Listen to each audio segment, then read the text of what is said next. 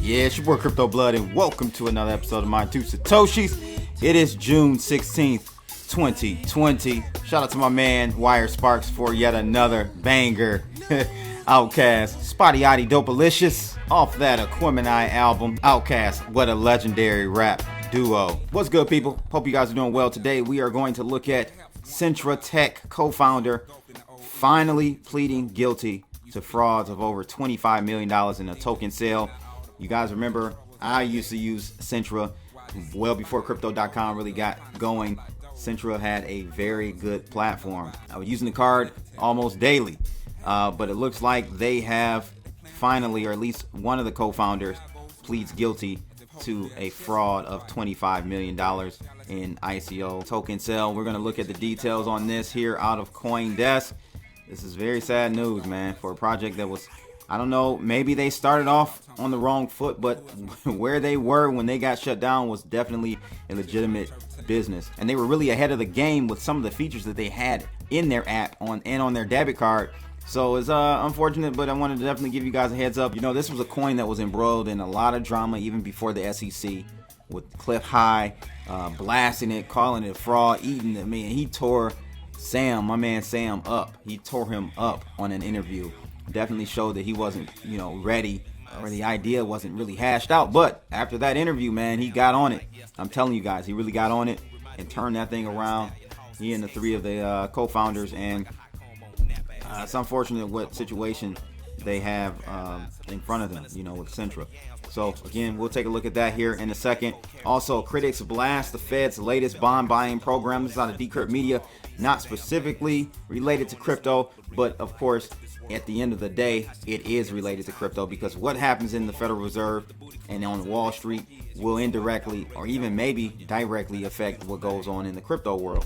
So from a speculative perspective. So we're going to take a look at this one. And then lastly, 6 crypto firms to join Ethereum 2.0 staking pilot. One being, of course, Crypto.com, my channel patron.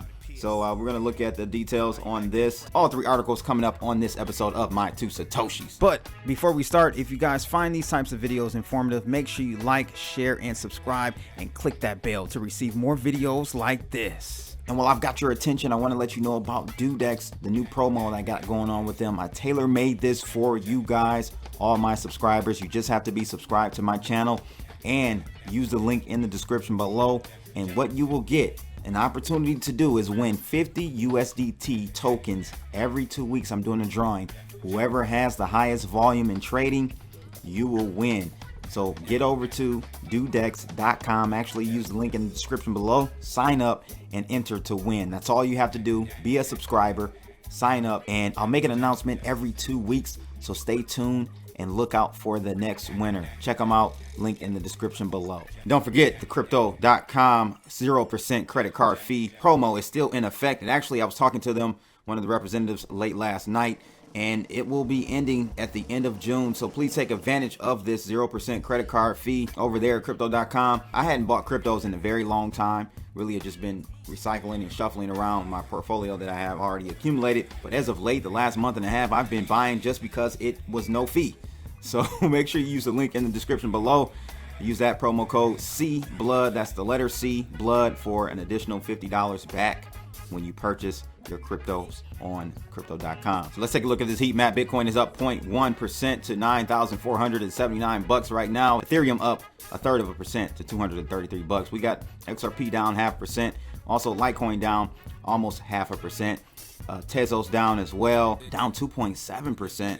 EOS is up though 0.33%, and Binance is down marginally 0.4% to $16.39. So as far as Bitcoin, we did see a bounce off the lows from yesterday, and I explained in yesterday's video why exactly that happened. In my opinion, correlated perfectly with what the Federal Reserve said on yesterday regarding corporate bonds and their program they're going to start doing. And that really pushed the equities markets up like 900 points from its low, 700, 900 points from its low yesterday, closing above break even. And algos went long on Ethereum yesterday, went long on Bitcoin today. So that's a pretty strong indication. And we're trading above the 94.63 area. We got to stay above that though. We can start to see candles close above there for the next 12 hours. we should start to go for that most recent high of 99.85. Let's see if we can make that happen here. And so speaking of the Fed, yes, critics blast what the Fed did yesterday, or at least announced yesterday, their bond buying program. Yes, the Federal Reserve is buying up billions of dollars worth of corporate credit, but critics say the move is unjustified. Of course it's unjustified. They couldn't even let the stock market go down 1,500 points in 3-4 days. They couldn't even let it do that. They had to step in yet again. That just lets you know how bad it is, how fragile this whole market is. So it says the U.S. Federal Reserve yesterday announced that it would begin buying individual corporate bonds. It will buy $750 billion worth of corporate credit. The Fed will create a corporate bond portfolio that is based on a broad, diversified market index of U.S. corporate bonds. Corporate bonds are essentially IOUs sold by companies, a way to safely get quick money. The Fed's index is made up of all the bonds in the secondary market that have been issued by U.S. companies that satisfy the facility's minimum rating, maximum maturity, and other criteria. And so this is a wild move because the Federal Reserve is now interfering with the market in an unprecedented way. It's all in response to the pandemic, they say. But critics say that the problem with this intervention is that given the situation, a great deal of government intervention is needed, but that does not mean this support should be limitless. That's what Barry Toft, chief economist at stablecoin company Saga, who spent 33 years working at the Bank of Israel, said. He goes on to say, we need to remember that any intervention of this size and rapidity will inevitably include inefficiencies, distortions, and unintended consequences. A corporate bond purchasing program greatly increases the risk of mistakes and raises serious issues surrounding governance. With this in mind, it is hard to see the justification for taking this direction. Toft goes on to say this is yet another reason to begin considering alternative assets. And I agree. Simon Peters, a market analyst at social trading firm eToro, agreed on this point, adding that some of the capital could make its way into crypto potentially. And so to me, I was talking to my buddy about this earlier, then I saw this article and I had to talk about it. I had to give you my 2 satoshis on it, guys. Listen, this is essentially creating an unlimited printing press for now corporations, because you can issue new debt at any point. I can go out as a company and create another bond to issue out to the markets. And if I'm already in that set of criteria for the Fed, I'm pretty much getting unlimited money, right? It makes no sense. And there's going to be unintended consequences. I think one being, cryptos, definitely going to be an unintended consequence in the direction higher. Okay. But yeah, this is not a good move. I think it's going to create even more moral hazard. And just because the Fed has their set of criteria now doesn't mean that won't change in the future and loosen in the future. It absolutely will. We've seen them do it over and over again with other situations. So expect their guidelines for which bonds they purchase to change, to loosen, and to increase the scope of corporations they are essentially propping up. So that's what we have here, guys. And it's just, again, one more reason to buy cryptos as an alternative hedge. Maybe not right away, but it eventually will see a break in its correlation.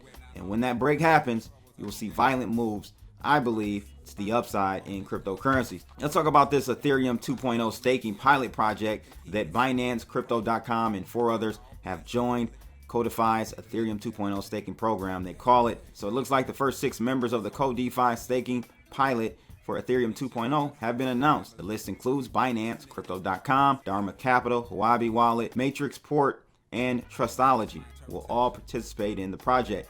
Codefi is aiming to lower the barriers to participation in staking networks by giving institutions the tools they need to stake on behalf of their customers. So the 6 high-profile crypto startups will participate in the Ethereum 2.0 staking pilot project run by Codefi. And here's what Crypto.com had to say about it. With Ethereum 2.0 around the corner, we are excited to participate in the Codefi staking pilot program. So the coming upgrade is the most significant in the blockchain's history to date. It will introduce proof of stake. Of course, right now, Ethereum is in proof of work, and the upgrade will introduce a network of validators who will guarantee compliance with the rules by placing a security deposit of 32 ETH, each worth around 7,500, a minimum of 16,384 validators staking 524,000 ETH are needed for Ethereum 2.0 to go live. The minimum value is designed to ensure that the network will be secure enough for launch. So there you have it with that. I mean, I'm gonna tell you, Crypto.com's token has been on a tear. CRO, I told you guys yesterday I've been staking with them for the last 3-4 months, and man, has it paid off, because the token has appreciated so much, over 70%, and I'm getting like 16% interest on my tokens. You can't beat that. You cannot beat that. There are many platforms out there, just not Crypto.com. You have BlockFi, you've got Celsius, number of them. But you can really earn good money if you do your research, figure out which ones work in your behalf, and start earning some interest.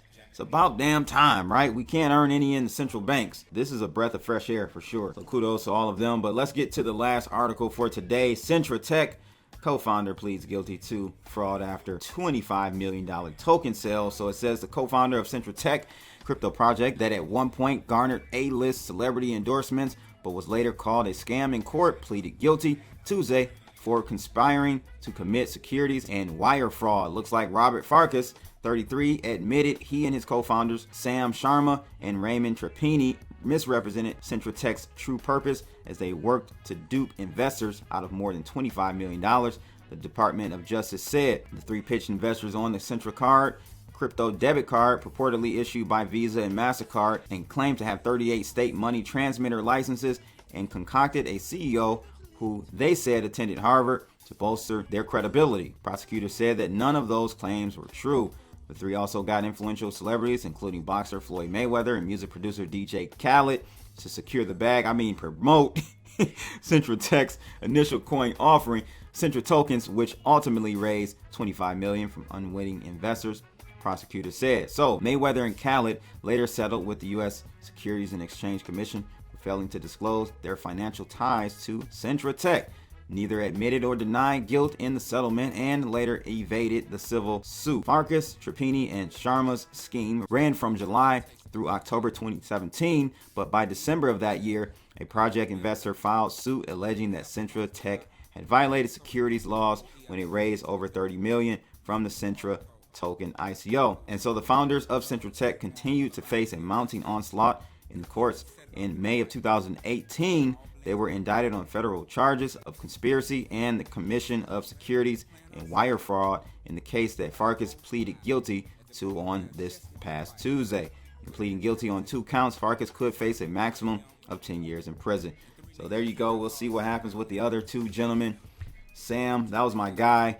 Didn't know Rob that much, but it's crazy, man. I told you guys, once I saw this happen, I told you to leave all U.S. ICOs alone, U.S.-based ICOs alone, because the SEC, we're going to come in and really shut this stuff down. It's just too easy for anyone to enter the market of crowdfunding on a large scale. Like, this is past GoFundMe, right? This is on a VC type of level. So they didn't want to see that happen. That was just going to be too much easy money for both legitimate companies and criminals alike. But I have my opinions on that. But yeah, that's what we have, guys. I mean, looks like 1 down, 2 to go with the co-founders from Centra Tech. Really, really unfortunate. But that's my 2 Satoshis for today. I hope you guys enjoyed that. Make sure you like, share, and subscribe. And also click that bell to receive more videos like this. Shout out again to my guy, Wire Sparks, one of my premium YouTube members. Make sure you guys join that group. Just hit the join button and browse through the various membership levels to support the channel. He wants to hear Outcast, Spotty Yachty, Dopalicious. That sums it all up. We out of here, people. Might not always be sufficient, but